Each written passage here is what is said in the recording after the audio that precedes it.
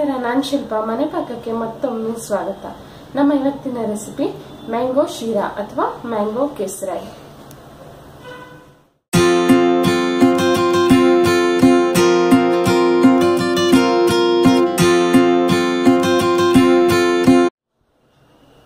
ಮಾವಿನ ಹಣ್ಣು ಹೆಚ್ಚಾಗಿ ಎಲ್ಲರ ಫೇವ್ರೆಟ್ ಫ್ರೂಟ್, ಹಣ್ಣುಗಳ ರಾಜ. ಯಾವುದಕ್ಕೆ ಹಾಕಿದ್ರೂ ತುಂಬಾ ಫ್ಲೇವರ್ ಕೊಡುತ್ತೆ, ತುಂಬಾ ಟೇಸ್ಟಿ ಆಗಿರುತ್ತೆ. ಮಾವಿನ ಹಣ್ಣಿನ ಸೀಸನ್ ಮುಗಿಯೋದಕ್ಕೆ ಮುಂಚೆ ಒಂದು ರೆಸಿಪಿ ನಾವು ಮಾವಿನ ಹಣ್ಣಿನ ಜೊತೆ ಮಾಡೋಣ.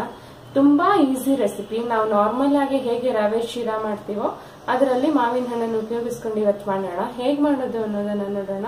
ಏನೇನ್ ಬೇಕು ಅನ್ನೋದನ್ನ ನೋಡ್ಕೊಳ್ಳೋಣ. ಅರ್ಧ ಕಪ್ ರವೆ, ಅರ್ಧ ಕಪ್ ಸಕ್ಕರೆ, ಅರ್ಧ ಕಪ್ ತುಪ್ಪ, ಅರ್ಧ ಕಪ್ ಹಾಲು, ಅರ್ಧ ಕಪ್ ಮ್ಯಾಂಗೋ ಪ್ಯೂರಿ ಅಥವಾ ಒಂದು ಮಧ್ಯಮ ಗಾತ್ರದ ಮಾವಿನ ಹಣ್ಣಿನ ರಸ, ಒಂದು ದೊಡ್ಡ ಚಿಟಿಕೆ ಕೇಸರಿ, 2 ಟೇಬಲ್ ಸ್ಪೂನ್ ಗೋಡಂಬಿ ಅಥವಾ ಅವಶ್ಯಕತೆಗನುಸಾರವಾಗಿ, 1 ಟೇಬಲ್ ಸ್ಪೂನ್ ದ್ರಾಕ್ಷಿ ಅಥವಾ ಅವಶ್ಯಕತೆಗನುಸಾರವಾಗಿ.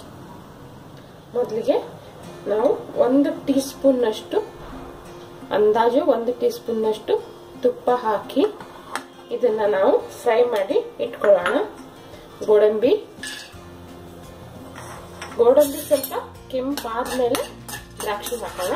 ಇದಕ್ಕೆ 1-2 ನಿಮಿಷ ಬೇಕಾಗತ್ತೆ.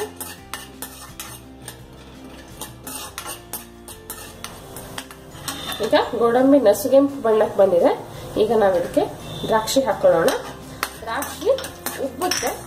ದ್ರಾಕ್ಷಿ ಉಬ್ಬಿದ ತಕ್ಷಣ ನಾವಿದನ್ನ ಒಂದು ಪ್ಲೇಟ್ಗೆ ತೆಕ್ಕೊಳ್ಳೋಣ.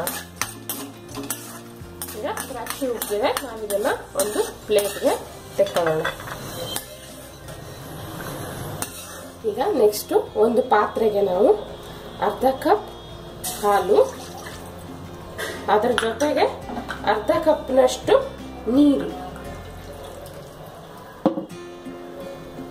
ಇದನ್ನ ಬಿಸಿ ಆಗೋದಕ್ಕೆ ಇಟ್ಕೊಳ್ಳೋಣ, ಕುದಿಯೋದಕ್ಕೆ ಇಟ್ಕೊಳ್ಳೋಣ. ಹಾಲು ಇಲ್ದೇನು ಪೂರ್ತಿ 1 ಕಪ್ನಷ್ಟು ನೀರು ಹಾಕಿನೂ ಮಾಡಬಹುದು, ಆದ್ರೆ ಹಾಲು ಹಾಕಿದ್ರೆ ರುಚಿ ಜಾಸ್ತಿ. ಈಗ ನೆಕ್ಸ್ಟ್ ಗೋಡಂಬಿ ಹುರ್ಕೊಂಡಿದ್ದ ಅದೇ ಬಾಂಡ್ಲೆಗೆ ನಾವು ಅರ್ಧ ಕಪ್ ತುಪ್ಪನ ಹಾಕೊಳ್ಳೋಣ. ಅರ್ಧ ಕಪ್ ತುಪ್ಪ ಜಾಸ್ತಿ, ಆದ್ರೆ ಹಾಕಿದ್ರೆ ರುಚಿ ಆಗತ್ತೆ. ನೀವು ಬೇಕಿದ್ರೆ ತುಪ್ಪದ ಪ್ರಮಾಣವನ್ನ ಖಂಡಿತ ಕಡಿಮೆ ಮಾಡ್ಕೊಳ್ಬಹುದು. ಈಗ ಇದಕ್ಕೆ ನಾವು ರವೆ ಹಾಕಿ, ರವೆ ಕೆಂಪುಗಾಗೋವರೆಗೆ, ಒಳ್ಳೆ ಪರಿಮಳ ಬರೋವರೆಗೆ ಹುರ್ಕೊಳ್ಬೇಕು.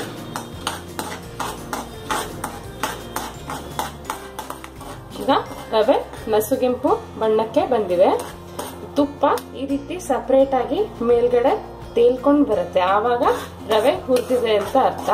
ಇಲ್ಲ ರವೆ ಪರಿಮಳನೇ ಗೊತ್ತಾಗತ್ತೆ, ಒಳ್ಳೆ ಪರಿಮಳ ಬಂದ ತಕ್ಷಣ ರವೆ ಹುರಿತಾ ಇದೆ ಅಂತಾನೆ ಅರ್ಥ. ಈಗ ನಾವು ಇದಕ್ಕೆ ನೆಕ್ಸ್ಟ್ ಕೇಸರಿ ಹಾಕೊಳ್ಳೋಣ.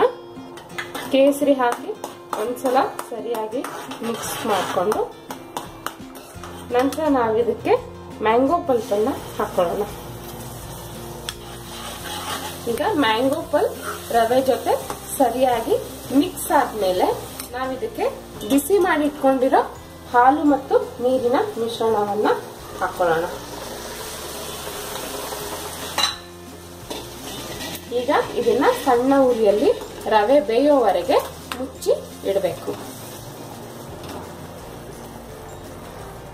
ಈಗ 4 ನಿಮಿಷ ಆಗಿದೆ, ರವೆ ಬೆಂದಿದೆ, ತುಪ್ಪ ಬಿಟ್ಕೊಂಡು ಬರ್ತಾ ಇದೆ ನೋಡಿ.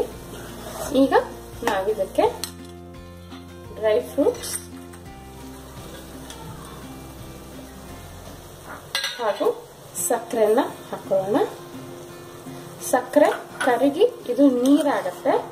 ಸಕ್ಕರೆ ಕರಗೋವರೆಗೆ ಒಂದು ಸ್ವಲ್ಪ ಪಾಕ ಬರೋವರೆಗೆ ನಾವಿದನ್ನ ಸಣ್ಣ ಉರಿಯಲ್ಲಿ ಬೇಯಿಸ್ಬೇಕು.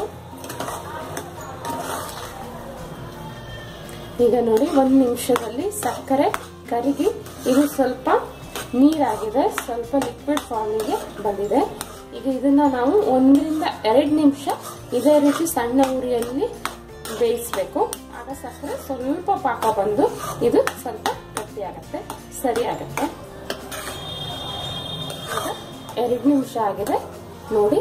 ಇದು ಸರಿಯಾದ ಕನ್ಸಿಸ್ಟೆನ್ಸಿಗೆ ಬಂದಿದೆ. ಈಗ ಇದು ರೆಡಿ ಆಗಿದೆ. ಗ್ಯಾಸ್ ಆಫ್ ಮಾಡಿ ಇದನ್ನ ಸರ್ವ್ ಮಾಡೋಣ. ಈಗ ಸರ್ವ್ ಮಾಡೋದಕ್ಕೆ ನನ್ನ ಹತ್ರ ಈ ತರ ಒಂದು ಮೋಲ್ಡ್ ಇದೆ. ಇದಿಲ್ಲ ಅಂದ್ರೆ ಯಾವುದೇ ಸ್ಟೀಲ್ ಬೌಲ್ ಅಲ್ಲಿ ಅಥವಾ ಗ್ಲಾಸ್ ಬೌಲ್ ಅಲ್ಲಿ ನೀವು ಇದನ್ನ ತೆಕ್ಕೊಳ್ಬಹುದು. ಹೀಗೇನೂ ತಿನ್ಬೋದು, ತುಂಬಾ ಚೆನ್ನಾಗಿರುತ್ತೆ. ಆಗ ನೋಡೋದಕ್ಕೆ ಚೆನ್ನಾಗಿ ಕಂಡ್ರೆ ಇನ್ನೂ ತುಂಬಾ ಖುಷಿ ಆಗತ್ತೆ. ಹಾಗಾಗಿ ಇದರಲ್ಲಿ ಹಾಕಿ ಇದನ್ನ ಈ ರೀತಿ ಸರಿಯಾಗಿ ಪ್ರೆಸ್ ಮಾಡಿ ಇದನ್ನ ತುಂಬಿಸ್ಕೊಳ್ಳೋಣ.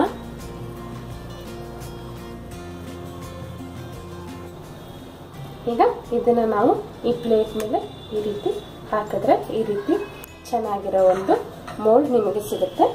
ಈಗ ಇದರ ಮೇಲ್ಗಡೆಯಿಂದ ನಾವು ಒಂದು ಸ್ವಲ್ಪ ಮಾವಿನ ಹಣ್ಣನ್ನ ಈ ರೀತಿ ಇಟ್ಕೊಳ್ಳೋಣ.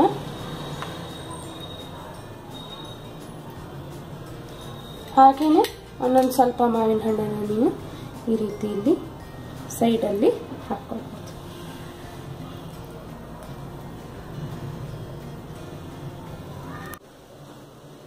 ರುಚಿಯಾದ ಸಿಹಿಯಾದ ಮಾವಿನ ಹಣ್ಣಿನ ಶಿರಾ ಸವಿಯೋದಕ್ಕೆ ಸಿದ್ಧವಾಗಿದೆ. ನಿಮ್ಮ ಮನೆಗೆ ಯಾರಾದ್ರೂ ಗೆಸ್ಟ್ ಬಂದ್ರೆ ಡೆಸರ್ಟ್ಗೆ ಖಂಡಿತ ಇದನ್ನ ಟ್ರೈ ಮಾಡಿ ನೋಡಿ. ಖಂಡಿತ ನಿಮ್ಗೆ ಒಳ್ಳೆ ಕಮೆಂಟ್ಸ್ ಬರುತ್ತೆ. ಹಾಗೇನೆ ನಿಮ್ಗೆ ನನ್ನ ರೆಸಿಪಿಗಳು ಇಷ್ಟ ಆದ್ರೆ ದಯವಿಟ್ಟು ಸಬ್ಸ್ಕ್ರೈಬ್ ಮಾಡೋದನ್ನ ಮರಿಬೇಡಿ. ಮುಂದಿನ ಮತ್ತೊಂದು ರೆಸಿಪಿಯೊಂದಿಗೆ ಮತ್ತೆ ನಿಮ್ಮನ್ನ ಭೇಟಿ ಆಗ್ತೀನಿ. ಅಲ್ಲಿವರೆಗೂ take care and happy cooking.